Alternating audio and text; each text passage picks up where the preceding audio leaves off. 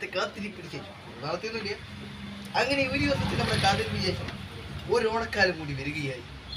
ഇത്തവണത്തെ ഓണത്തിന് അധികം ഹൈപ്പില്ലല്ലോ എന്ന് വിചാരിച്ചിരിക്കുമ്പോഴാണ് ഞാൻ തന്നെ ഇങ്ങനെ ഓരോ ഹൈപ്പൊക്കെ കയറ്റി ഓണത്തെ അല്ലെങ്കിൽ ഓണാഘോഷത്തെ ഒന്ന് കളറാക്കാമെന്ന് വിചാരിച്ചത്.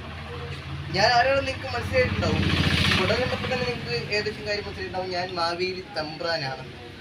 മാവേലി തമ്പ്രാനാണ് ഞാൻ. അപ്പോൾ ഈ ഒരു മാവേലി തമ്പ്രാൻ കുറച്ചൊന്ന് ന്യൂജനായിക്കൂടെ. അപ്പോൾ ന്യൂജനായതിൽ നിങ്ങൾക്ക് എതിർപ്പൊന്നുമില്ല ഇതുപോലെ. അപ്പോൾ ഞാനിങ്ങനെ ന്യൂജനാവാനുള്ള കാരണം എന്ന് പറയുന്നത് സ്റ്റൈലോ ടൈലേഴ്സ് ആൻഡ് റെഡിമെയ്ഡ്സ് എന്നുള്ള കടയാണ്. ഈ ഡ്രസ്സ് സ്റ്റൈലോ ടൈലേഴ്സ് ആൻഡ് റെഡിമെയ്ഡ്സിൽ നിന്ന് എടുത്താണ്. ഇതുപോലത്തെ നിരവധി ബനിയനുകളും അതുപോലെ തന്നെ മുണ്ടുകളും ഉൾപ്പെടെ ഒരുപാട് കളക്ഷൻസ് സ്റ്റൈലോ റെഡിമെയ്ഡ്സിൽ ഉണ്ട്. മാത്രമല്ല, നിങ്ങൾ അവിടെ നിന്ന് ഷർട്ട് എടുക്കുകയാണെന്ന് വിചാരിക്കുക, ഷർട്ടല്ല ഏത് തുണിയാണെങ്കിലും നിങ്ങളിപ്പോൾ കുറച്ചൊന്ന് നീളം കൂടുതലോ നീളം കുറവോ എന്തെങ്കിലുമൊക്കെ ആണെങ്കിൽ പോലും അവർ ഓൾട്രേഷൻ വർക്കുകൾ ചെയ്ത് തരുന്നതാണ്. മാത്രമല്ല 0 ചാർജാണ് അയാൾ എടുക്കുക, അതായത് ചാർജ് ചെയ്യാന്ന്. അപ്പോൾ ഉറപ്പായിട്ടും നിങ്ങൾ സ്റ്റൈലോ റെഡിമെയ്ഡ്സിലേക്ക് വരിക.